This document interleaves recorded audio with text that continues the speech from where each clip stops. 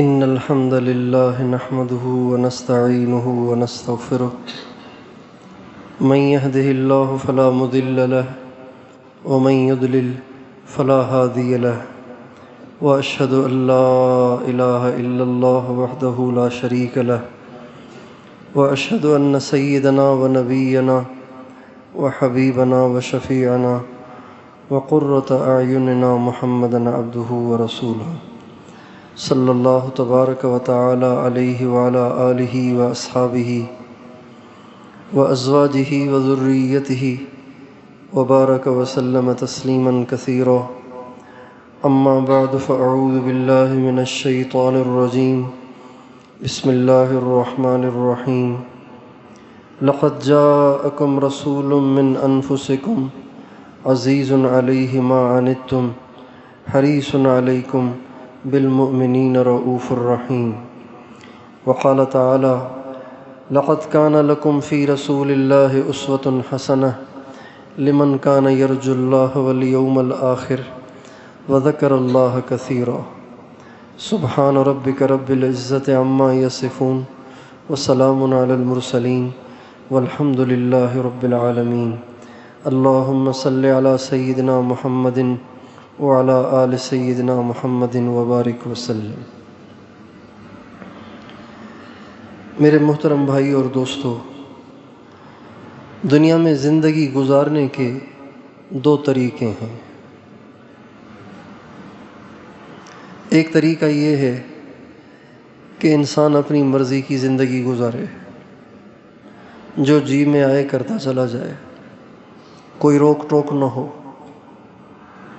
اور ایک طریقہ یہ ہے کہ انسان اپنے پروردگار کا پابند بن کر زندگی گزارے۔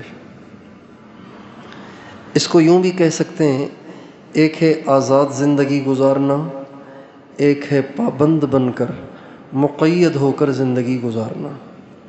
اور اس کو یوں بھی کہہ سکتے ہیں، ایک ہے جی چاہی کی زندگی گزارنا اور ایک ہے رب چاہی کی زندگی گزارنا۔ اور اس کو یوں بھی کہہ سکتے ہیں، ایک ہے بندہ بن کر رہنا، بندہ بن کر رہنا، اور ایک ہے شتر بے مہار بن کر زندگی گزارنا۔ شتر بے مہار ایک محاورہ ہے فارسی کا۔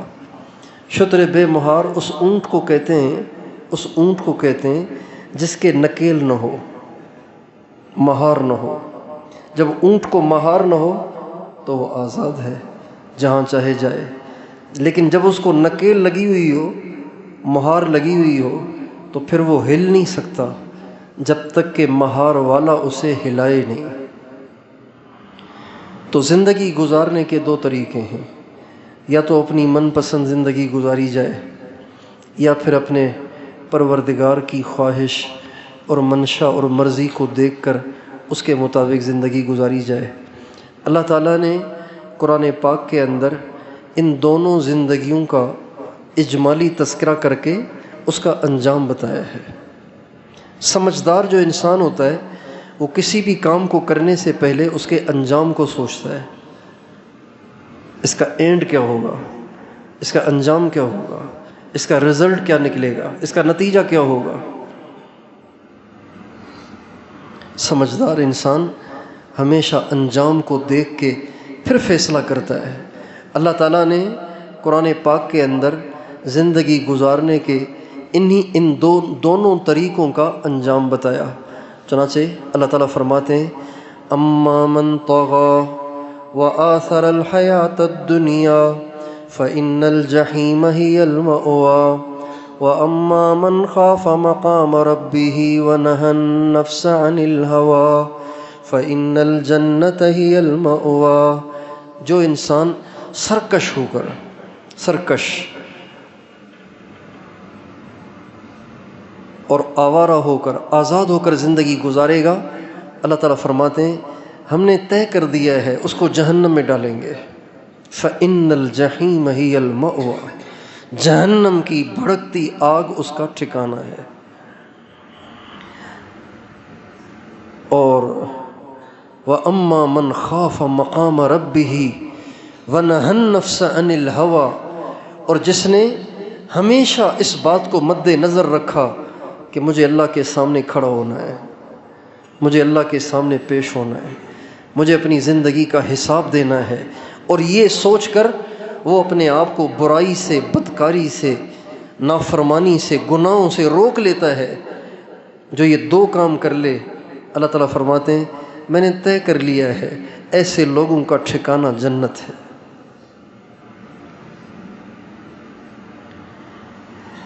تو اس وقت ہم اور آپ اگر چاروں طرف دیکھیں تو یہی دو زندگیاں گزاری جا رہی ہیں۔ ایک تھوڑا سا چھوٹا سا طبقہ ہے کہ جو رب چاہی کی زندگی گزار رہا ہے، لوگ ان کو باتیں بھی سناتے ہیں، ان کو تانے بھی دیتے ہیں، ان کا مذاق بھی اڑاتے ہیں، مگر وہ اپنی دھن میں بس اللہ کی مانتے ہوئے جا رہے ہیں۔ اور ایک بہت بڑی دنیا ہے، بہت بڑا طبقہ ہے کہ جن کو نہ اللہ کی پرواہ ہے، نہ اللہ کے رسول کی پرواہ ہے، نہ انہیں موت کا خیال آتا ہے، نہ انہیں جہنم کا خیال آتا ہے، نہ انہیں جنت کا خیال آتا ہے، نہ انہیں قیامت کی پیشی کا خیال آتا ہے۔ ان کی نظروں میں حرام حلال میں کوئی تمیز نہیں، جائز ناجائز میں کوئی تمیز نہیں، صحیح اور غلط میں کوئی تمیز نہیں، جو ان کے من میں آتا ہے وہ کرتے ہیں۔ ایسے بھی بہت دنیا ہے، بلکہ اکثریت وہی ہے۔ میرے دوستو، مجھے اور آپ کو اپنی زندگی کو ایسا بنانا ہے کہ ہم جب دنیا سے جا رہے ہوں تو اللہ ہم سے راضی ہو۔ اس لیے کہ دنیا کی زندگی ہمیشہ کی نہیں ہے، یہاں ہمیشہ نہیں رہنا، یہ زندگی بہت تھوڑی ہے۔ ہر ایک یہاں مسافر بن کے آیا ہے، ہر ایک یہاں مسافر بن کے آیا ہے۔ جو اپنے آپ کو یہاں مقیم سمجھتے ہیں، یہ ان کو غلط فہمی ہے، یہ ان کو دھوکہ ہے، یہ شیطان نے ان کو پٹی پڑھائی ہے۔ ان کو یہاں ہمیشہ نہیں رہنا، ان کو یہاں سے جانا ہے۔ قبرستان بھرے پڑے ہیں ایسے لوگوں سے جو کہا کرتے تھے یہ میرا گھر ہے، یہ میرا گاؤں ہے، میں اس قوم کا سردار ہوں، میں اس قوم کا خان ہوں، اور میں بڑا طاقتور ہوں، اور یہ میرا کچھ نہیں بگاڑ سکتے، اور میرا کوئی کچھ نہیں بگاڑ سکتا۔ بڑے بڑے لمبے دعوے کرنے والے آج قبرستان ایسوں کی قبروں سے بھرے پڑے ہیں، اور جنہوں نے دنیا میں رہ کر اللہ کی بات کو مانا اور دین کے مطابق زندگی گزاری، اللہ کی پابندیوں کے مطابق زندگی گزاری، وہ بھی دنیا سے چلے گئے، وہ بھی قبروں میں ہیں، وہ بھی قبروں میں ہیں۔ ہمارے نبی کا ارشاد ہے لیکن قبر میں جانے کے بعد دونوں کے ساتھ معاملہ ایک جیسا نہیں ہوگا۔ ان کے لیے یہی قبر جہنم کا گڑھا ہے، اور ان کے لیے یہی قبر جنت کا باغیچہ ہے۔ حضور نبی کریم صلی اللہ علیہ وسلم ایک دفعہ اپنی اونٹنی پہ سوار تھے اور آپ جا رہے تھے۔ چلتے چلتے دو قبروں کے پاس سے گزرے، ایسی جگہ سے گزرے جہاں دو قبریں بنی ہوئی تھیں۔ تو جب ہمارے نبی کی اونٹنی دو قبروں کے قریب پہنچی نا، تو ایک دم اونٹنی نے چھلانگ ماری۔ صحابہ نے پوچھا یا رسول اللہ اچانک اونٹنی کو کیا ہوا؟ فرمایا ان دونوں قبر والوں کو عذاب ہو رہا ہے، ان دونوں قبر والوں کو عذاب ہو رہا ہے۔ ایک کو عذاب اس لیے ہو رہا ہے کہ وہ غیبت کرتا تھا، لوگوں پہ تنقید کرتا تھا، لوگوں کے کیڑے نکالتا تھا، اور دوسرے کو عذاب اس لیے ہو رہا ہے کہ پیشاب کرنے کے بعد استنجا نہیں کرتا تھا، پیشاب کر لیا ایسے ہی کھڑے ہو گئے۔ اما احدہما فلا یستنزہ من البول، ان میں سے ایک وہ ہے کہ جو اپنے پیشاب میں احتیاط نہیں کرتا تھا۔ یہ پیشاب کی بے احتیاطی اتنا بڑا گناہ ہے۔ ہمارے نبی کا ارشاد ہے استنزہوا من البول فإن عامۃ عذاب القبر منہ،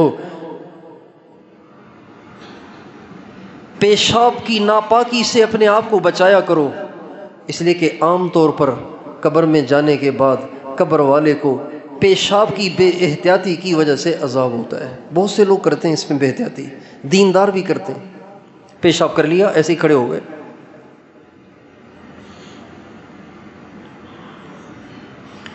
تو نافرمان بھی قبر میں جائے گا، فرما بردار بھی قبر میں جائے گا، مگر دونوں کا معاملہ ایک جیسا نہیں ہوگا، دونوں کا معاملہ ایک جیسا نہیں ہوگا۔ ہمارے نبی ایک دفعہ تشریف لے گئے، صحابہ ساتھ تھے، تو صحابہ نے ایک جگہ خیمہ لگایا، ایک جگہ خیمہ لگایا۔ ان کو پتہ نہیں تھا کہ یہاں قبر ہے، ان کو پتہ نہیں تھا کہ یہاں قبر ہے، خیمہ لگا لیا۔ جب رات کو سونے لگے تو وہاں سے سورہ ملک کے پڑھنے کی آواز آ رہی تھی، سورہ ملک کے پڑھنے کی آواز آ رہی تھی۔ صحابہ کرام نے اللہ کے نبی کو بتایا، فرمایا ہاں وہ قبر والا، وہاں ایک قبر تھی، وہ قبر والا سورہ ملک پڑھ رہا تھا جو تمہیں سنائی دیا تھا۔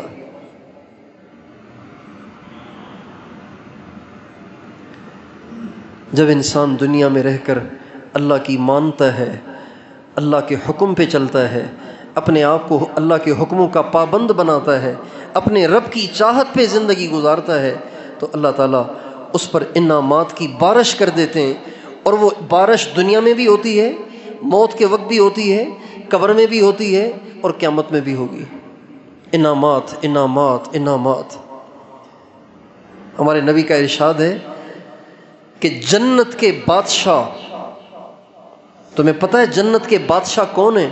صحابہ نے پوچھا بتائیے یا رسول اللہ۔ فرمایا جنت کے بادشاہ غریب مسلمان ہیں، وہ مسلمان جنہوں نے غربت کی زندگی گزاری، لیکن غربت میں زندگی گزار کر انہوں نے کبھی اللہ کو ناراض نہیں کیا، یہ جنت کے بادشاہ ہوں گے، یہ جنت کے بادشاہ ہوں گے۔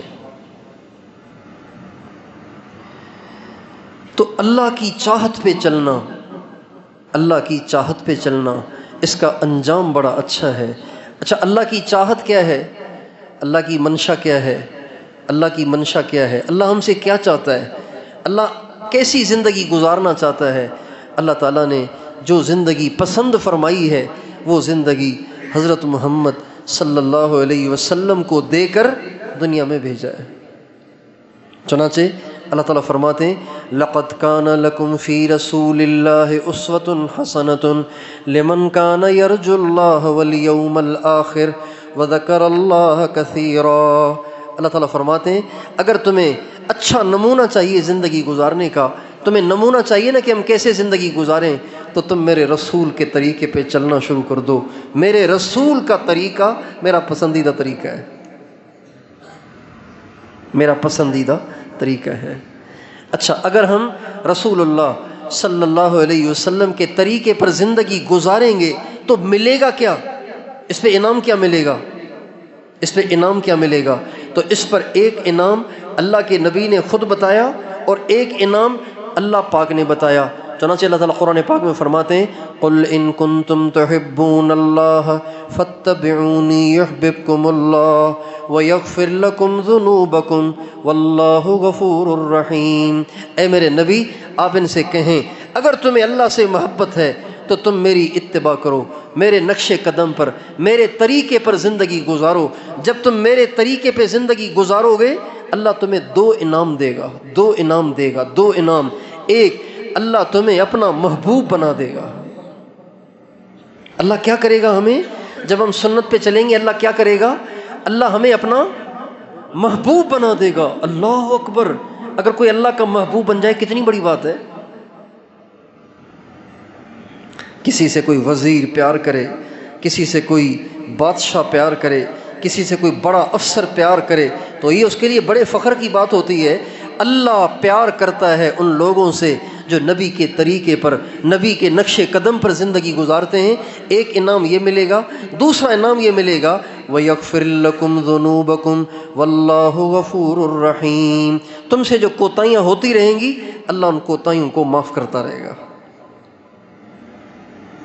یہ سنت پر چلنے کا انعام ہے، یہ نبی کے طریقے پر چلنے کا انعام ہے۔ اور ہمارے نبی کا ارشاد ہے، آپ علیہ السلام کا ارشاد ہے من تشبہ بقوم فہو منہم۔ جو جنس والی زندگی گزارے گا، جو جن کے مشابہ زندگی گزارے گا، اللہ تعالیٰ قیامت کے دن اس کا حشر اس کے ساتھ کریں گے۔ جو یہود کے طریقے پر گزارے گا اس کا حشر یہود کے ساتھ ہوگا، جو نصارہ کے طریقے پر گزارے گا اس کا حشر نصارہ کے ساتھ ہوگا، جو ہندوؤں کے طریقے پہ گزارے گا اس کا حشر ہندوؤں کے ساتھ ہوگا، اور جو پیارے نبی کے طریقے پہ گزارے گا اس کا حشر قیامت کے دن پیارے نبی کے ساتھ ہوگا۔ کتنا بڑا انعام ہے یہ۔ اب ہم تو وہ مسلمان ہیں نا جو اپنے نبی کے 1400 سال کے بعد پیدا ہوئے ہیں، 1400 سال، 14 صدیاں۔ تو اگر قیامت کے دن زمانے کے لحاظ سے اگر فیصلے ہوں گے تو پھر تو ہم تو پتہ نہیں کہاں ہوں گے۔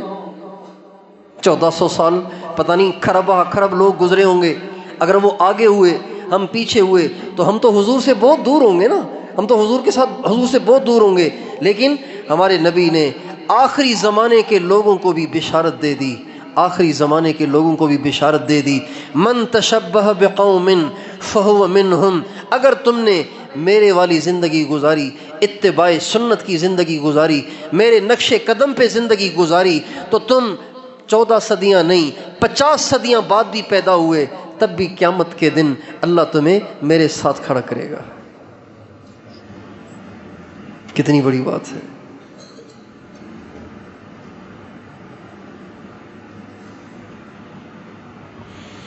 قیامت کے دن نبی کریم صلی اللہ علیہ وسلم کے ساتھ ہونا کتنی بڑی بات ہے۔ یہ تو قیامت کے دن اس کا احساس ہوگا کہ قیامت کے دن جسے نبی پاک صلی اللہ علیہ وسلم کا سایہ مل گیا اور آپ کا ساتھ مل گیا، یہ اس کے لیے کتنی بڑی خوش قسمتی ہے۔ اب اتباع سنت یہ اللہ کا پسندیدہ راستہ ہے، نبی پاک علیہ السلام کے طریقے پہ چلنا یہ اللہ کا پسندیدہ طریقہ ہے۔ تو کس چیز میں اتباع کرنی ہے؟ کس چیز میں اتباع کرنی ہے؟ نماز میں کرنی ہے، روزے میں کرنی ہے، زکوٰۃ میں کرنی ہے، حج میں کرنی ہے، کس چیز میں کرنی ہے؟ کس چیز میں کرنی ہے؟ کس چیز میں کرنی ہے؟ تو ہمارے نبی کی جو اتباع ہے وہ ہمیں صرف نماز میں نہیں کرنی، صرف روزے میں نہیں کرنی، صرف زکوٰۃ میں نہیں کرنی، صرف حج میں نہیں کرنی، بلکہ 24 گھنٹے کی زندگی میں ہمیں اپنے نبی کی اتباع کرنی ہے۔ دیکھیں، اگر کوئی کسی کا ملازم ہوتا ہے تو پورا ٹائم ملازم ہوتا ہے نا، پورا ٹائم ملازم ہوتا ہے۔ اگر کوئی کسی کا بیٹا ہے تو پورا ٹائم بیٹا ہے، کوئی کسی کی بیوی ہے تو سارا ٹائم بیوی ہے، کوئی کسی بیوی کا خاوند ہے تو سارا وقت ہی اس کا خاوند ہے۔ یہ تو نہیں کہ 2 گھنٹے بیوی ہے اور 22 گھنٹے بیوی نہیں ہے، 2 گھنٹے خاوند ہے 22 گھنٹے خاوند نہیں ہے، 2 گھنٹے بیٹا ہے 22 گھنٹے کسی اور کا بیٹا ہے، ایسے تو نہیں ہے۔ تو ہم حضرت محمد صلی اللہ علیہ وسلم کے امتی اور آپ کے غلام ہیں، اور آپ کے نقش قدم پر چلنے کو ہمارے لیے لازم قرار دے دیا گیا ہے۔ لہٰذا اتباع سنت صرف نماز میں نہیں ہے، شادیوں میں بھی ہے، غمیوں میں بھی ہے، لباس میں بھی ہے، بود و باش میں بھی ہے، چلنے پھرنے میں بھی ہے، خوشیوں اور غموں میں بھی ہے، تجارت میں بھی ہے، زراعت میں بھی ہے، ملازمت میں بھی ہے، حکومت میں بھی ہے، سیاست میں بھی ہے۔ 24 گھنٹے کی زندگی میں اتباع سنت ہے، کوئی کام نبی کے طریقے سے ہٹ کے نہ ہو۔ یہ وہ زندگی ہے جو اللہ کو پسند ہے، جس پر جنت کا وعدہ ہے، جنت کا وعدہ ہے۔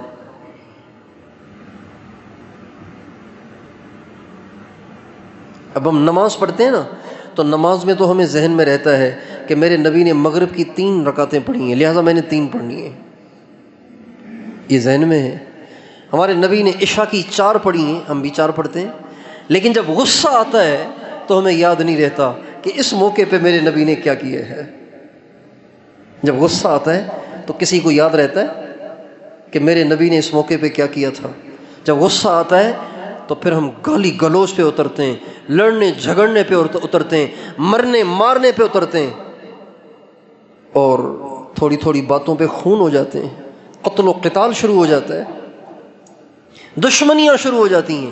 اس موقع پہ یاد نہیں رہتا کہ میرے نبی کا طریقہ کیا ہے۔ کیوں؟ اس لیے کہ ابھی ہم نے اپنے آپ کو اپنے نبی کا پورا غلام سمجھا ہی نہیں۔ ابھی ہم ہیں، ابھی جو ہم اپنے نبی کے غلام ہیں نا، وہ ہیں کرائے کے غلام۔ جو کرائے کا غلام ہوتا ہے نا، وہ تھوڑی دیر کے لیے ہوتا ہے، آپ اپنے گھر کے کام کے لیے، تعمیرات کے لیے مزدور بلائیں گے تو وہ 8 بجے آئے گا اور مغرب پہ چلا جائے گا، اس کے بعد تو وہ آپ کا ملازم نہیں ہے نا، تو بس اسی ٹائم میں آپ کا ملازم ہے۔ تو ہم آج اپنے نبی کے کرائے والے غلام بنے ہوئے ہیں۔ نماز میں آپ کی مانیں گے، باقی آپ کی ماننا ہمارے لیے مشکل ہے۔ عدالت میں جائیں گے تو آپ کی نہیں مانیں گے، کرسی پہ بیٹھیں گے تو آپ کی نہیں مانیں گے، دکان چلائیں گے تو آپ کی نہیں مانیں گے، عہدہ مل جائے گا تو خدا بن جائیں گے، آپ کی نہیں مانیں گے۔ کرائے کے غلام بنے ہوئے ہیں، اور جنت کرائے کے غلاموں کے لیے نہیں ہے، جنت جنت جنت حقیقی غلاموں کے لیے ہے، جو مستقل اپنی زندگی اپنے نبی کے طریقے پر گزارتے ہیں، رب چاہی کے مطابق گزارتے ہیں، اللہ ان کو جنت دیتا ہے۔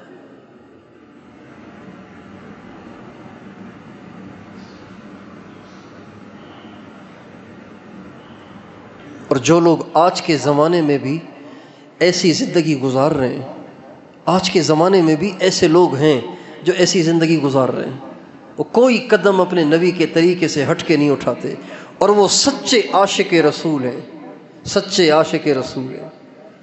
ہمارے ایک دوست ہیں کراچی میں، ان کے والد صاحب کا انتقال ہوا۔ ان کے والد صاحب کسٹم آفیسر تھے، کسٹم آفیسر تھے، اور 22ویں گریڈ کے افسر تھے، 22ویں گریڈ کے افسر تھے، اور بہت ہائی فائی آدمی۔ ان کا انتقال ہو گیا تو میں نے ان کے بیٹے سے، طلحہ ان کے بیٹے کا نام، ان سے میں نے پوچھا کہ ابو کا انتقال ہوا، کسی کے خواب میں آئے؟ کوئی میت دنیا سے چلی جائے، کوئی انسان دنیا سے چلا جائے، مرنے کے بعد اگر کسی کے خواب میں آئے اور اپنے احوال سنائے تو وہ خواب سچا ہوتا ہے، وہ جھوٹا نہیں ہوتا، وہ سچا ہوتا ہے۔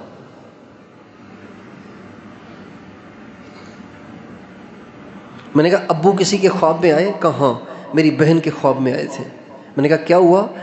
کہنے لگے میری بہن سے کہا بیٹی جب میں دنیا سے جا رہا تھا تو اللہ تعالیٰ نے 70,000 فرشتے میرے استقبال کے لیے بھیجے تھے۔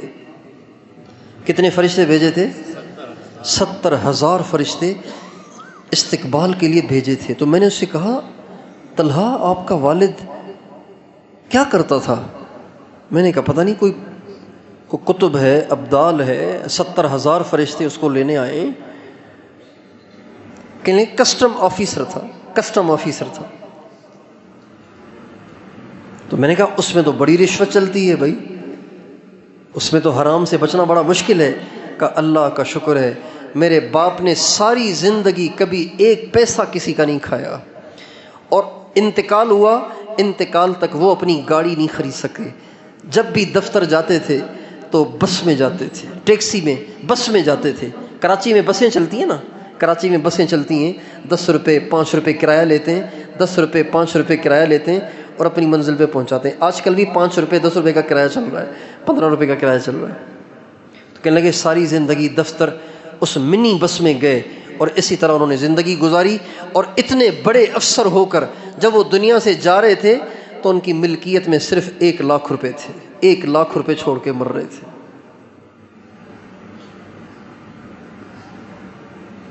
تو آج بھی دنیا میں ایسے لوگ ہیں، ایسے لوگ ہیں کہ جو آج بھی یہ سوچ کے زندگی گزار رہے ہیں کہ میں نے مرنا ہے، اللہ کے سامنے پیش ہونا ہے، اللہ کے سامنے حاضری دینی ہے، اپنی زندگی کا حساب دینا ہے، یہ سوچ کے وہ اپنے نبی کے نقش قدم پہ چلنے کی کوشش کرتے ہیں،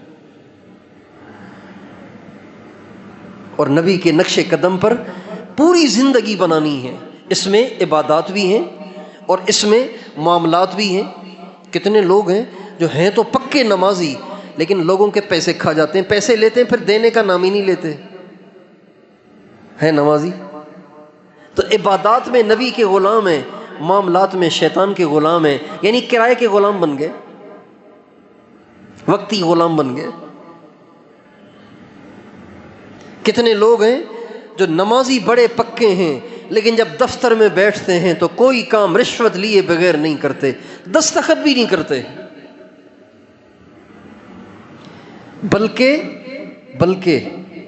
بلکہ ہاتھ میں تسبیح ہوتی ہے، اور اگر کوئی ان سے کہے نا کہ یہ میرے جو پیپر ہیں نا، پیپر یہ اپنے افسر تک پہنچا دو، تو افسر تک پیپر پہنچانے کے لیے بھی پیسے لیتے ہیں، ساتھ ساتھ تسبیح بھی پھیر رہے ہوتے ہیں۔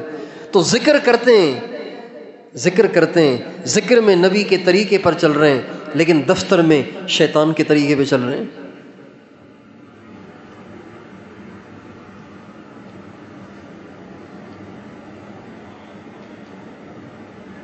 تو نبی کی جو اتباع ہے، نبی کے نقش قدم پہ جو چلنا ہے، عبادات میں بھی، معاملات میں بھی، اور معاشرت میں بھی۔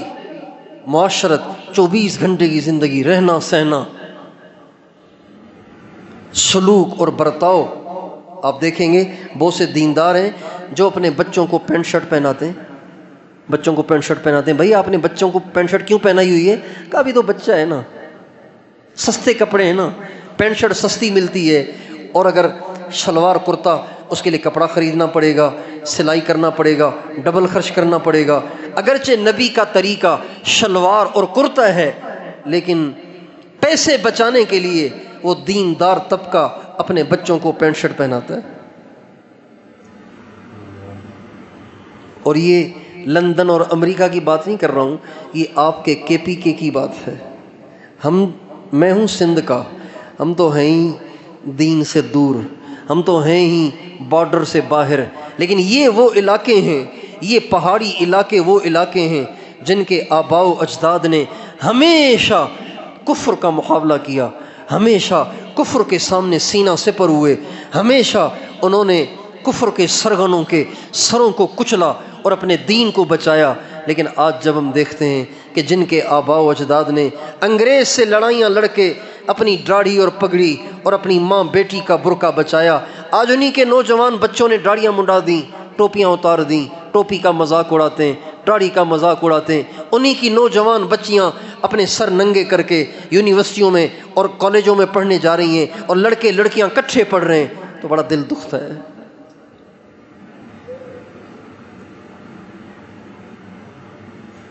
یہ وہ نہیں ہیں جو گرجے میں جاتے ہیں، یہ وہ نہیں ہیں جو مندروں میں جاتے ہیں، یہ وہ ہیں جو نبی کا کلمہ پڑھتے ہیں، لیکن نماز میں نبی کی مانتے ہیں، معاشرت میں کفار کی مانتے ہیں، معاشرت میں کافروں کی مانتے ہیں۔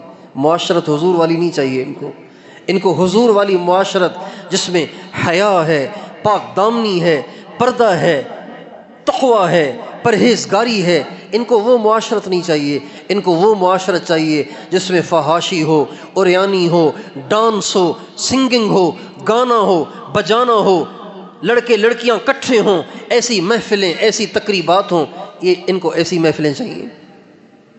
تو یہ نبی کے غلام تو ہیں، لیکن کرائے کے غلام ہیں، تھوڑی دیر کے لیے مانتے ہیں، باقی معاشرت ان کو کفار والی چاہیے۔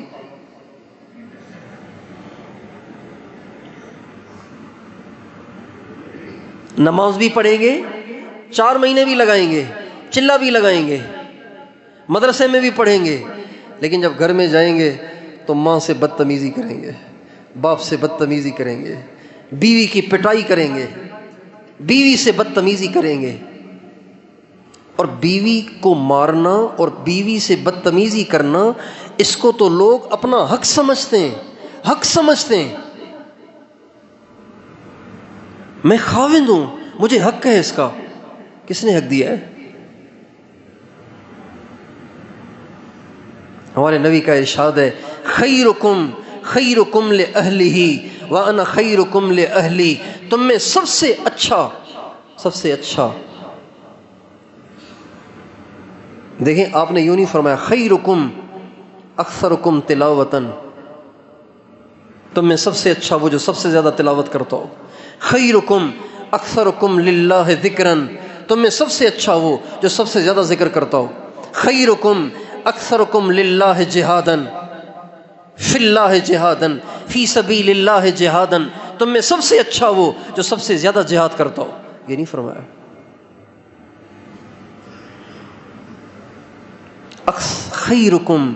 خیرکم لأہلہ وانا خیرکم لأہلی، تم میں سب سے اچھا وہ جو بیوی کے ساتھ سب سے اچھا سلوک کرتا ہو۔ پھر آپ نے فرمایا وَأَنَا خَيْرُكُمْ لِأَهْلِي، اور اللہ کا شکر ہے میں اپنی بیوی کے ساتھ سب سے اچھا سلوک کرتا ہوں، یہ حضور نے فرمایا۔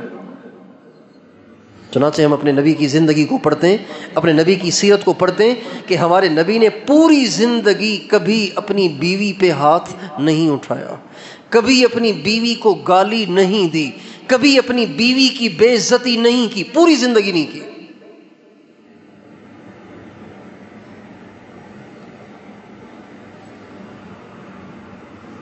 ایک عجیب واقعہ ابو داؤد شریف میں نقل کیا گیا ہے۔ ہمارے نبی اماں عائشہ کے گھر میں ٹھہرے ہوئے تھے۔ آپ علیہ السلام نے باریاں مقرر فرمائی تھیں، باریاں، ایک دن ایک بیوی کے پاس، دوسرا دن دوسری، تیسری، چوتھی، روزانہ، اس طرح باریاں مقرر فرمائی تھیں۔ تو جس دن آپ کی اماں عائشہ رضی اللہ عنہا کے پاس کھانے کی باری تھی تو آپ اماں عائشہ کے حجرے میں بیٹھے ہوئے تھے۔ اماں عائشہ کھانا پکا رہی تھیں، روٹی پکا رہی تھیں، کھانا پکا رہی تھیں۔ اتنے میں ہمارے نبی کی ایک اور اہلیہ کے گھر میں کوئی نئی چیز پکی تھی، کوئی نئی چیز آئی تھی، کوئی حریرہ سا وہ ان کے گھر میں پکا تھا۔ تو ان کے دل میں آیا کہ آج میرے گھر میں پکا ہے، پتہ نہیں جس دن حضور آئیں گے اس دن ہوگا کہ نہیں ہوگا، چلو میں تھوڑا سا حضور کو بھیج دوں۔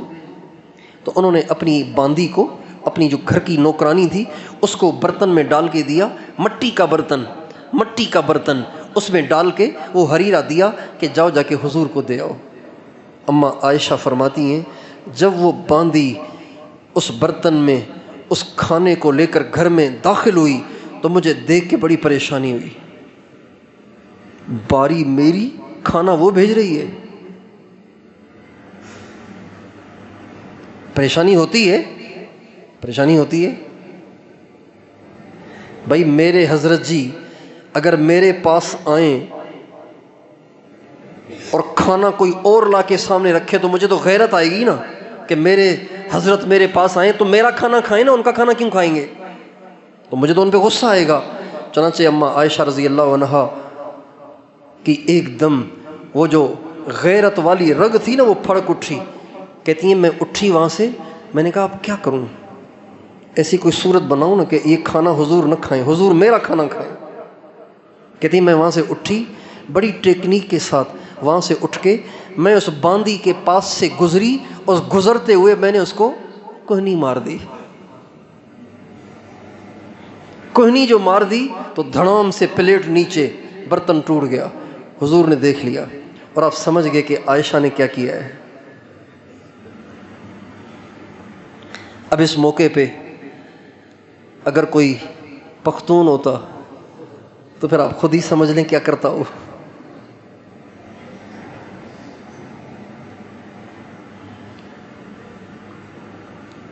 ہم یوں کہیں گے بھائی میں نے تمہارا کھانا کھانے سے کوئی انکار کیا ہے؟ میں کھاؤں گا نا کھانا، خام خواہ تم نے اس کا کھانا ضائع کر دیا، برتن توڑ دیا اس کا، تمہیں شرم نہیں آتی؟ نبی کے سامنے بیٹھ کے ایسی حرکت کرتی ہو تم، بے ادب بدتمیز کہیں کی۔ حضور نے یوں نہیں کہا، آپ نے کہا عائشہ تیرے پاس ایسا برتن ہے؟ اما عائشہ نے کہا ہے۔ فرمایا لے آؤ۔ وہ برتن لے آئیں۔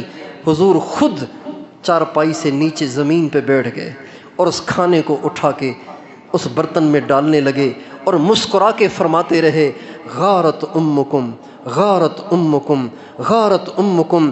اصل میں تم کھانا لائی ہو نا یہاں پہ تو تمہاری ماں کو غیرت آ گئی ہے، اس لیے اس نے کوہنی مار کے تمہارا کھانا گرایا ہے، غیرت آ گئی اس کو۔ یہ معاشرت ہے۔ ہم اپنے نبی کے غلام ہیں، اللہ کا شکر ہے غلام ہیں، لیکن دوستو ہمارا معاملہ کرائے کے غلاموں والا ہے۔ تھوڑی دیر کے لیے بن جاتے ہیں پھر آزاد ہو جاتے ہیں، تھوڑی دیر کے لیے بن جاتے ہیں پھر آزاد ہو جاتے ہیں۔ 4 رکعت میں غلام بن گئے، مسجد سے باہر گئے تو پھر آزاد اور آوارہ ہو گئے؟ نہیں، ہم اتباع سنت کے مکلف ہیں، ہمیں اپنے نبی کے نقش قدم پہ چلنے کا حکم ہے، عبادات میں بھی، معاملات میں بھی، معاشرت میں بھی۔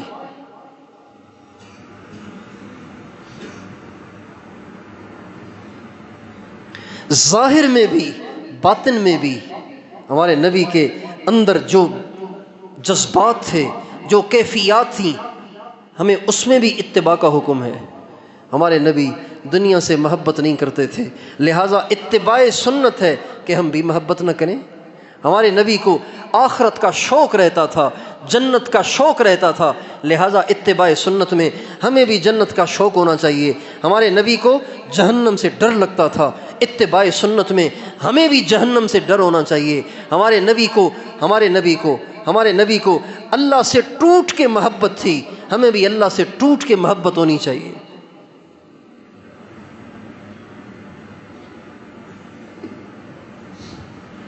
ایک دفعہ آپ علیہ السلام نے فرمایا، اس ذات کی قسم والذی نفسی بیدہ، اس ذات کی قسم جس کے قبضے میں میری جان ہے، لوددت انی اقتل فی سبیل اللہ ثم احیا ثم اقتل ثم احیا ثم اقتل ثم احیا ثم اقتل۔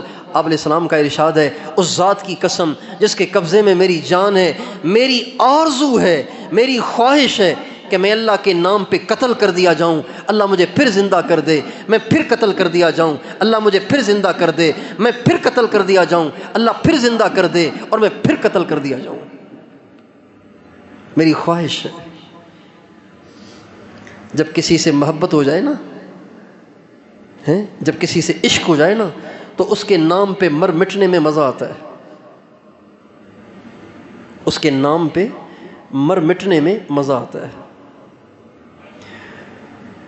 نکل جائے دم تیرے قدموں کے نیچے، یہی دل کی حسرت، یہی آرزو ہے۔ تیرے نام پہ مر جاؤں، مٹ جاؤں، کٹ جاؤں، ذبح ہو جاؤں، یہ میرے دل کی آرزو ہے۔ جیسے لوگوں کو افسر بننے کی آرزو ہوتی ہے نا، پیسے والا بننے کی آرزو ہوتی ہے، گاڑی کی آرزو ہوتی ہے، کوٹھی کی آرزو ہوتی ہے، جن کے دل میں اللہ کی محبت ہو، ان کے دل کی آرزو اللہ پاک کے نام پہ مر مٹنے کی آرزو ہوتی ہے۔ ہمارے نبی کے ایک صحابی ہیں حضرت عمارہ بن زیاد، غیر معروف صحابی ہیں، آپ نے نام بھی نہیں سنا ہوگا، آپ میں سے اکثروں نے نام نہیں سنا ہوگا۔ سنا ہے نام آپ نے؟ عمارہ بن زیاد کا کبھی نام سنا ہے؟ اکثروں نے نام نہیں سنا ہوگا۔ غزوہ احد میں 70 صحابہ شہید ہوئے۔ آپ علیہ السلام خود بھی زخمی تھے۔ آپ علیہ السلام کو جب زخم سے خون مسلسل بہہ رہا تھا تو حضرت علی اور حضرت فاطمہ نے آپ علیہ السلام کے زخموں کی صفائی کی۔ حضرت علی ڈھال میں پانی بھر کے لے آئے، ان زخموں کو دھویا، اور اماں فاطمہ نے ایک چٹائی کو جلایا، اس کی راکھ کو آپ کے زخموں میں بھرا، جس سے آپ کے زخموں کا خون رک گیا۔ یہ جو راکھ ہوتی ہے نا، اس سے خون رک جاتا ہے، خون رک گیا۔ آپ علیہ السلام نے فرمایا، جب خون رک گیا، آپ نے فرمایا مجھے لے چلو، میں دیکھنا چاہتا ہوں میرے کون کون صحابہ شہید ہو گئے، میں انہیں دیکھنا چاہتا ہوں، مجھے لے چلو۔ چنانچہ سرکار دو عالم صلی اللہ علیہ وسلم باوجود اس کے کہ زخموں سے چور تھے، زخموں سے نڈھال تھے، آپ لڑکھڑاتے ہوئے قدموں کے ساتھ ان شہیدوں کو خود دیکھنے گئے۔ ایک ایک شہید کو دیکھ رہے ہیں، کون شہید ہوا، کون شہید ہوا، کون شہید ہوا۔ یوں گزرتے گزرتے ایک صحابی کے پاس سے گزر ہوئے جن کا نام عمارہ بن زیاد تھا، مگر وہ بھی شہید نہیں ہوئے تھے، وہ پڑے ہوئے تھے زخموں سے چور۔ آپ علیہ السلام سمجھ گئے ابھی کچھ سانس باقی ہیں، آپ ان کے قریب چلے گئے اور آپ نے فرمایا عمارہ کوئی خواہش ہے تو مجھے بتاؤ، میں تمہاری خواہش پوری کرتا ہوں، اس لیے کہ مجھے لگ رہا ہے کہ اب تمہارے بھی آخری سانس ہیں، تم بھی چلے جاؤ گے۔ حضرت عمارہ بن زیاد کو زبان سے تو کچھ کہنے کی ہمت نہ ہوئی، انہی زخموں کے ساتھ ذرا گھسٹ کر وہ آگے بڑھے اور اپنے چہرے کو حضور کے قدموں پہ رکھا، اور قدموں پہ رکھتے ہی ان کی روح پرواز کر گئی۔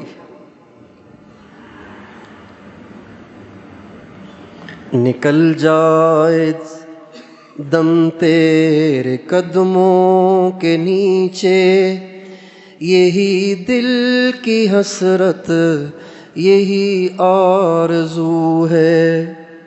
اس شعر کا وہ پورا مصداق ہے، اور کتنی سعادت ہے ان کی کہ حضور کے قدموں میں جان دے گئی۔ تو ہمارے نبی کو اللہ سے ٹوٹ کے محبت تھی، اتباع سنت میں ہمیں بھی اللہ سے محبت کرنی ہے۔ ہمارے نبی میں صبر تھا، اتباع سنت میں ہمیں بھی صبر اختیار کرنا ہے۔ ہمارے نبی میں شکر تھا، ہمیں بھی اتباع سنت میں شکر کرنا ہے۔ ہمارے نبی کے دل میں ساری انسانیت کے ہدایت پہ آنے کا غم اور درد تھا، ساری دنیا کو جہنم سے بچانے کا غم اور درد تھا اور فکر تھا۔ اتباع سنت میں ہمارے دل میں بھی ہونا چاہیے۔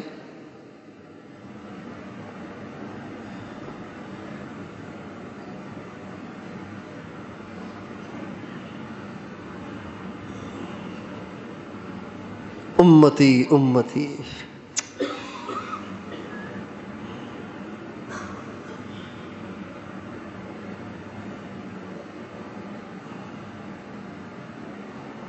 حدیث پاک میں آتا ہے کل قیامت کے دن، جس دن کوئی کسی کو کام نہیں آئے گا، انبیاء بھی کہیں گے نہیں بھائی خود ہی دیکھو ہمارے بس کا کام نہیں ہے۔ انبیاء بھی معذرت کر لیں گے، انبیاء بھی معذرت کر لیں گے، جس دن ہر نبی بھی کہہ رہا ہوگا نفسی نفسی، اے اللہ میری جان کا سوال ہے اور کسی کا سوال نہیں ہے۔ کعب احبار کہتے ہیں وَيَنْسَى ابراہیم اسماعیل و اسحاق، حضرت ابراہیم علیہ السلام اپنے بیٹے حضرت اسماعیل کو، حضرت اسحاق کو بھول جائیں گے۔ اس دن صرف ایک ہستی ہوگی، صرف ایک ذات ہوگی، صرف ایک آواز ہوگی جو اپنی ذات کے لیے سوال نہیں کر رہا ہوگا بلکہ وہ اپنی امت کے لیے مانگ رہا ہوگا، امتی امتی، اے اللہ میری امت، اے اللہ میری امت۔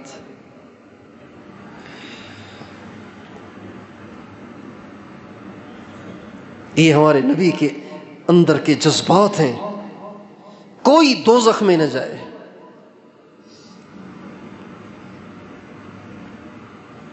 ایک دفعہ بہت زیادہ پریشان ہوئے، یہ کیوں نہیں مانتے میری، میں ان کی اتنی منتیں کر رہا ہوں یہ میری کیوں نہیں مانتے، میں نے ان کو معجزے دکھائے یہ پھر بھی نہیں مان رہے، میں نے ان کو آیتیں سنائیں یہ پھر بھی نہیں مان رہے، میں نے ان کی منتیں کی یہ پھر بھی نہیں مان رہے، میں نے ان کی بدتمیزیاں برداشت کی یہ پھر بھی نہیں مان رہے، یہ کیوں نہیں مانتے؟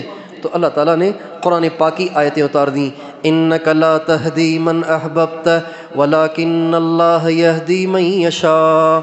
اے میرے نبی جس کو آپ چاہیں اس کو اللہ تھوڑی ہدایت دے گا، اللہ تو اپنی مرضی سے جسے چاہے ہدایت دے۔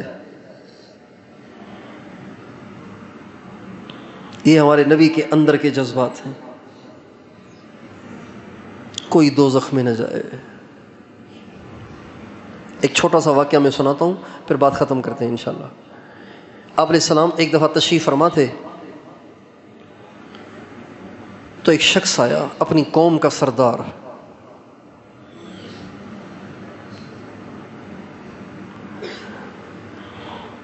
آپ علیہ السلام اس کو دعوت دینے بیٹھے، دعوت دی، دیتے وہ مستقل انکار کرتا رہا، قبول کرنے کے لیے وہ تیاری نہیں ہو رہا تھا۔ آپ علیہ السلام نے جب اس کو بہت دعوت دی، حضرت عمر قریب بیٹھے ہوئے تھے، وہ سارا منظر دیکھ رہے تھے، اتنا سمجھا رہے مان ہی نہیں رہا، بڑا ڈھیٹ آدمی ہے۔ تو حضرت عمر نے کہا یا رسول اللہ بس اب دعوت ہو گئی، اب آپ مجھے اجازت دیں میں اس کی آپریشن کرتا ہوں، دعنی اضرب عنقہ، اجازت دیں ابھی اس کی گردن اڑا دیتا ہوں۔ یہ ایسے نہیں مانے گا، لاتوں کے بھوت باتوں سے نہیں مانتے، آپ مجھے اجازت دیں ابھی میں تلوار سے اس کی گردن جدا کرتا ہوں۔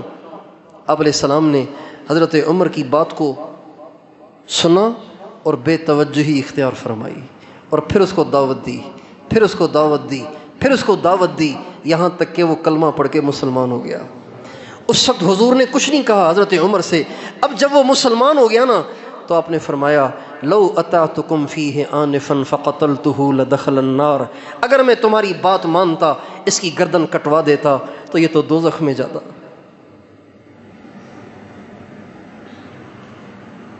ان لفظوں میں کتنا درد ہے، میں دوبارہ آپ کو سناتا ہوں، لو اطعتکم فیہ آنفا فقتلتہ لدخل النار، اگر میں تمہاری بات مان کے اس کو قتل کروا دیتا تو یہ تو دوزخ میں جاتا. اب دیکھو نا یہ اسلام لے آیا, اب یہ جنت میں جائے گا.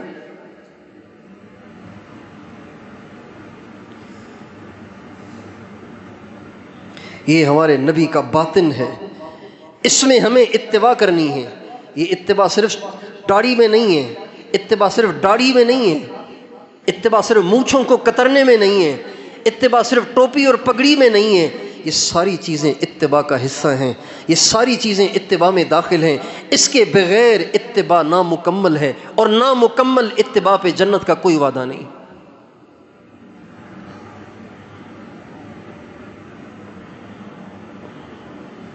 نامکمل اتباع پہ جنت کا دعویٰ نہیں ہے, جنت کا وعدہ نہیں ہے.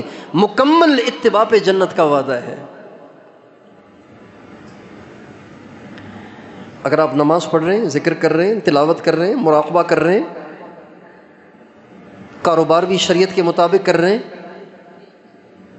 بیوی بچوں کے ساتھ اچھا سلوک کرتے ہیں, لیکن آپ کے گھر میں بے نمازی ہیں, آپ کے پڑوس میں بے نمازی ہیں, آپ کے علاقے میں بے نمازی ہیں, آپ کے علاقے میں نوجوان آوارہ اور آزاد ہوئے جا رہے ہیں, اور آپ ان کی فکر نہیں کر رہے, آپ ان پہ محنت نہیں کر رہے, تو اتباع کامل نہیں ہے, اتباع ناقص ہے, آدھی ہے. اور جنت کا وعدہ, اللہ کی رضا کا وعدہ, اور قیامت کے دن حضور کے ساتھ اٹھائے جانے کا وعدہ تو کامل اتباع کے ساتھ ہے. پوری اتباع, آدھی نہیں, پوری اتباع. تو آپ سارے بھائی پوری اتباع کے لیے تیار ہیں؟ اپنے نبی کی پوری مانیں گے کہ آدھی؟ زور سے بتائیے. سارے پوری مانیں گے نا؟ کون کون پوری مانیں گے؟ اے اللہ ہمیں اپنے نبی کا پورا غلام بنا دے, آدھا نہیں پورا بنا دے. اس کو مانگے اللہ سے, اے اللہ اپنے نبی کا پورا غلام بنا دے, آدھا نہیں پورا.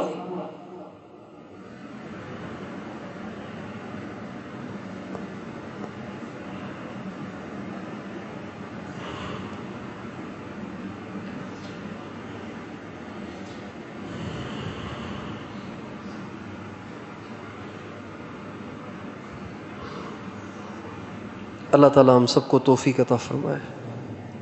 محمد الرسول اللہ. درود شریف پڑھ لیجئے. لا الہ الا انت سبحانک انی کنت من الظالمین. اللہم صلی علی سیدنا محمد وعلی آل سیدنا محمد وبارک وسلم.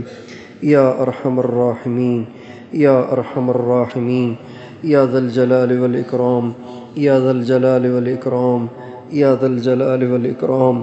اے اللہ ہم تیرے گناہ گار, خطا کار, گناہوں میں ڈوبے ہوئے تیرے بندے, اپنی زندگیاں تیری نافرمانی میں برباد کر کے آج تیرے سامنے دست بستہ حاضر ہیں.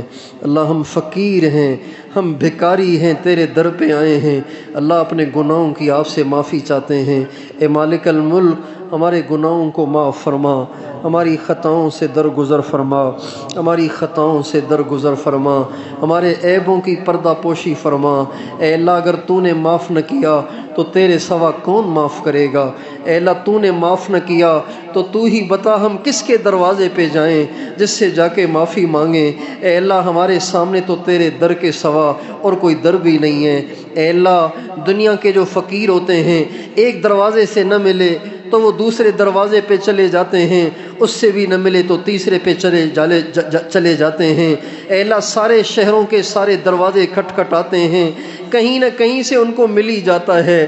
اے اللہ ہم دنیا کے فقیر نہیں ہیں, ہمارے سامنے تو بس ایک ہی دروازہ ہے, یہ بھی نہ کھلا تو ہم تباہ ہو جائیں گے, ہم برباد ہو جائیں گے, ہم ہلاک ہو جائیں گے. اے مالک الملک تیرے در پہ بھکاریوں کا مجمع ہے, تیرے در پہ بھکاریوں کا مجمع ہے, فقیروں کا مجمع ہے, تجھ سے اپنے گناہوں کی بھیک مانگ رہا ہے. اے بادشاہوں کے بادشاہ ہم سب کی معافی کا اعلان فرما, ہم سب کی معافی کا اعلان فرما, ہم سب کی معافی کا فیصلہ فرما, ہم سب کی معافی کا فیصلہ فرما, ہم سب کی معافی کا فیصلہ فرما.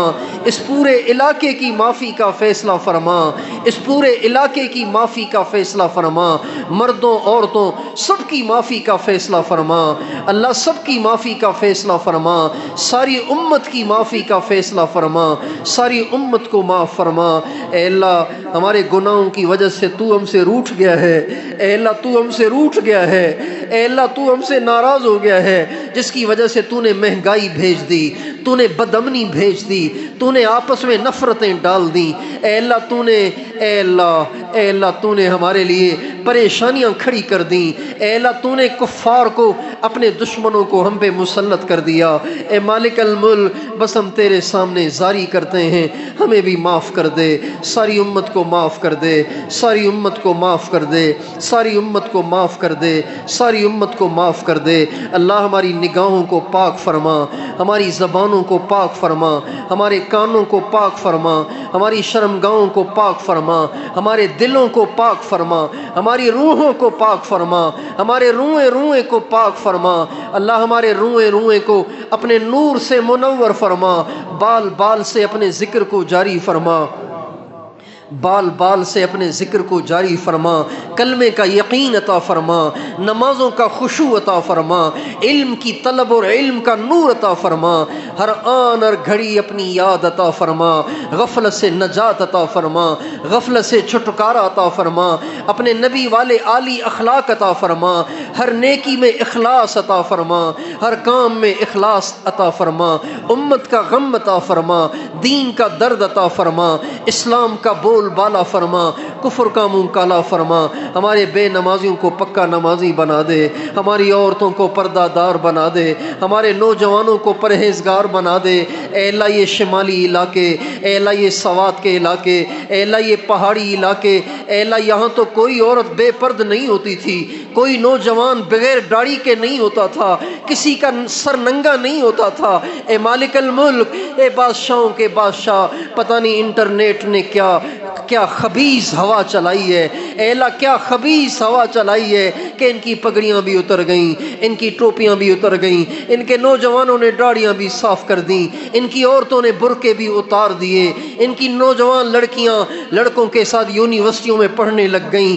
اے مالک الملک، اے بادشاہوں کے بادشاہ، ہم مریض ہیں، تو طبیب ہے، ہم اپنی خرابیاں اے اللہ اپنی بیماریاں تجھے نہ سنائیں تو کس کو سنائیں؟ اے مالک الملک اپنے کرم سے دوبارہ اسلام کا بول بالا فرما، اس پورے علاقے کو دوبارہ سے اپنے نبی کی سنت سے مزین فرما دے، عورتوں کو پردہ دار کر دے، ان بچیوں کو پردہ دار کر دے، ان نوجوانوں کے چہروں پہ داڑیاں لے آ، ان کے سروں پہ پگڑیاں لے آ، ان سارے بے نمازیوں کو پکا نمازی بنا دے، ان کے سروں پہ پگڑیاں ڈال دے، اے اللہ ان کے چہروں پہ اے اللہ داڑیاں لے آ، ان کو انٹرنیٹ سے نجات دے دے، اے اللہ فیس بک اور یوٹیوب اور ٹک ٹاک سے نجات دے دے، ان کی راتیں پاک کر دے، ان کے دن پاک کر دے، ان کی تنہائیاں پاک کر دے، اے اللہ ہمیں بھی پاک کر دے، ہم سب کو پاک کر دے، ہم سارے ایک ہی کشتی کے سوار ہیں، ہم سارے ہی اے اللہ انٹرنیٹ کے سامنے زیر ہو چکے ہیں،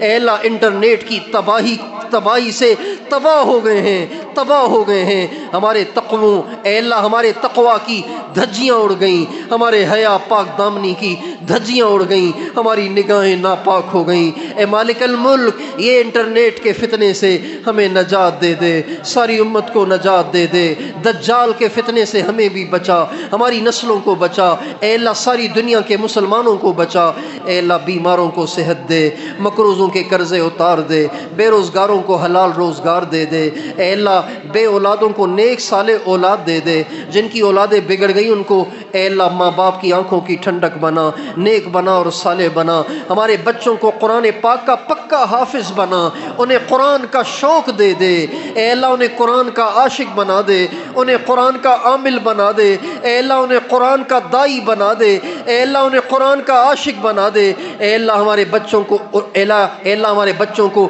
عالم ربانی بنا، متقیوں کا امام بنا، دین کا دائی بنا، کروڑوں کی ہدایت کا ذریعہ بنا، ہماری قیامت تک کی نسلوں کے ایمان کی حفاظت فرما، اے اللہ اے اللہ بے قصور قیدیوں کو عافیت سے آزاد فرما، اے اللہ دعوت کے کام کی حفاظت فرما، آپس کی لڑائی اور انتشار سے بچا، جہاں جہاں رکاوٹیں ہیں ساری رکاوٹیں دور فرما، ساری ویزوں کی رکاوٹیں دور فرما، ساری دنیا کے ہر ملک میں ہر علاقے میں جماعتیں پہنچا دے، اے اللہ کام کرنے والوں کی تربیت فرما، کام کرنے والوں کو صفات عطا فرما، دنیا سے بے رغبتی عطا فرما، اے اللہ 6 صفات سے سارے کام کرنے والوں کو متصف فرما، اے اللہ مدارس دینیہ کی حفاظت فرما، پڑھنے پڑھانے والوں کو اپنے مقربین میں شامل فرما، سارے مدارس کو تقوی کا گہوارہ بنا، اے اللہ ہر مدرسے میں خان کا قائم فرما، ہر مدرسے میں خان کا قائم فرما، ہر مدرسے میں خان کا قائم فرما، اے اللہ جن خانقاہوں میں تیرا نام سکھایا جاتا ہے ان خانقاہوں کی حفاظت فرما، چپے چپے پہ خانقاہیں قائم فرما، اے اللہ انٹرنیٹ نے ہمیں مریض بنا دیا ہے، ہم بے حیائی کے مریض بن گئے ہیں، ہماری تنہائیاں ناپاک ہو گئی ہیں، اے اللہ ایسے مریضوں کے لیے یہ خانقاہیں ہی ہسپتال اور علاج گاہیں ہیں، اے اللہ مریض بہت بڑھ گئے ہیں اور علاج گاہیں نظر نہیں آتی، اے مالک الملک ہر علاقے ہر گاؤں ہر بستی ہر شہر میں چپے چپے پہ خانقاہیں قائم فرما، صاحب نسبت اہل اللہ تیار فرما، ہمیں اپنی رحمت سے ذریعے کے طور پر استعمال فرما، ہمیں ذریعے کے طور پر قبول فرما، علماء حق کی حفاظت فرما، ہمارے علماء حق کی حفاظت فرما، اقامت دین کے لیے ان کی کوششوں کو قبول فرما اور کامیاب فرما، ہمارے اس پیارے ملک کو اسلام کا مرکز بنا، دین کا مرکز بنا، اس کی حفاظت فرما، اس کی سرحدات کی حفاظت فرما، افواج کی حفاظت فرما، افواج کی حفاظت فرما، اے مالک الملک شر پسندوں کو ہدایت عطا فرما، بے ہدایتوں کو دفع دور فرما، جو اس اسلام کے اور ملک کے دشمن ہیں اے اللہ ان کو ہدایت عطا فرما، بے ہدایتوں کو دفع دور فرما، یہ دھرتی ایسوں سے پاک کر دے، اس کے بحران ختم کر دے، اس کو اپنے پاؤں پہ کھڑا کر دے، اس کا کشکول ہمیشہ کے لیے توڑ دے، اس کو IMF سے نجات دے دے، اس کے قرضے سارے اتار دے، اس کی معیشت کو سود سے پاک کر دے، اے اللہ جو خیر مانگی وہ بھی عطا فرما، جو مانگنی چاہیے تھی نہیں مانگ سکے وہ بھی عطا فرما، جو ہمارے آقا نے مانگی ان میں سے بھی وافر حصہ عطا فرما، جن شرور سے ہمارے آقا نے پناہ مانگی ہمیں بھی پناہ عطا فرما، اے اللہ اس مدرسے کو دن دگنی رات چگنی ترقی عطا فرما، مولانا شاہ ولی اللہ صاحب کو اپنے مقربین میں شامل فرما، اور ان کے ساتھیوں کو علماء کو طلباء کو اور ان کے منتظمین اور معاونین کو سب کو اپنے مقربین میں شامل فرما، اے اللہ اس پوری بستی کو روحانیت کا مرکز بنا، اس علاقے کو روحانیت کا مرکز بنا، اس علاقے کو روحانیت کا مرکز بنا، اے اللہ اس مجمع کے دل میں جو جائز ارمان ہوں وہ پورے فرما، ان کو جو پریشانیاں ہوں وہ دور فرما، ان کو جو تکلیفیں ہوں وہ دور فرما، اے اللہ ان کی تمام جائز دعائیں اپنی رحمت سے قبول فرما، آمین۔ وصلی اللہ علی النبی الکریم وعلی آلہ واصحابہ اجمعین، سبحان ربک رب العزت عما یصفون وسلام علی المرسلین والحمد للہ رب العالمین، سبحان اللہ وبحمدہ، سبحانک اللہم وبحمدک، نشہد ان لا الہ الا انت، نستغفرک ونتوب الیک، نستغفرک ونتوب الیک، نستغفرک ونتوب الیک، آمین برحمتک یا ارحم الراحمین۔